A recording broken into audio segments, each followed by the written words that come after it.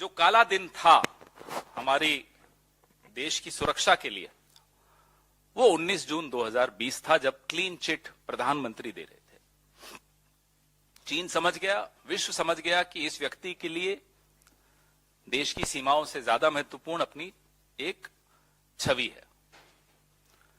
तो सबसे बड़ा फेलियर तब होता है जब डिप्लोमेसी में, जब आपकी कमजोरी दुश्मन को समझ में आ जाती है, और आपने तो खुलकर अपनी कमजोरी दुश्मन के सामने रख दी। मैं आपको एक उदाहरण देता हूं।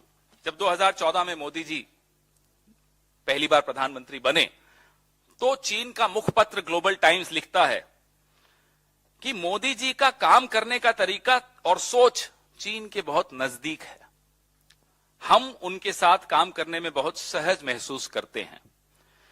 As a right winger in Indian politics, Modi is more likely to become India's Nixon, who will further propel the India-China relationship. ये जो अप्रूवल सीकिंग की जो आदत है ना, अंग्रेजी में तो इसको अप्रूवल सीकिंग कहते हैं, मोदी जी की जो ये कमजोरी दुश्मन देश के हाथ में आ गई है कि साहब इनकी तारीफ कर दो तो ये बिछ जाएंगे आपके लिए। ये सबसे बड़ी हमारी डिप्लोमेटिक फेलियर है। You allowed the Chinese to understand your weakness. You should have left diplomacy to diplomats. You should have left foreign policy to the foreign minister. अब तो इनके यहां तो यही नहीं समझ में आता कि साहब फॉरेन पॉलिसी चला कौन रहा है, दोवल जी चला रहे हैं, जयशंकर जी चला रहे हैं, या कोई और चला रहा है। तो हम अकाउंटेबिलिटी भी किस पर फिक्स करेंगे, सवाल भी किससे उठाएंगे। तो डिप्लोमेटिक फेलियर मैं नहीं समझता, जैसा कि मेरे कुलीग ने बड़ा सही कहा, ना हम इस पे रक्षा मंत्री पर सवाल उठा सकते हैं, ना विदेश मंत्री पर सवाल उठा सकते हैं, ना ही शायद दोवल जी पर उठा सकते हैं। प्रधानमंत्री सीधे सीधे जिम्मेदार हैं, क्योंकि वो क्लीन चिट उन्होंने दी थी।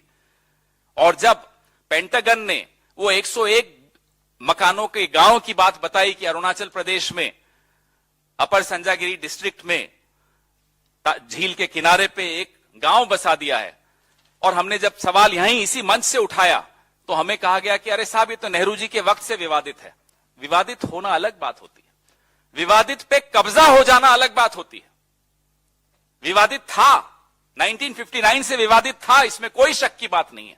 लेकिन उसके बाद जितनी ट्रीटीज हुई हैं, उन ट्रीटीज में यह स्पष्ट कहा गया था कि दोनों तरफ में से कोई भी उस स्टेटस को नहीं डिस्टर्ब करेंगे, यथास्थिति को नहीं चेंज करेंगे, परिवर्तित नहीं करेंगे।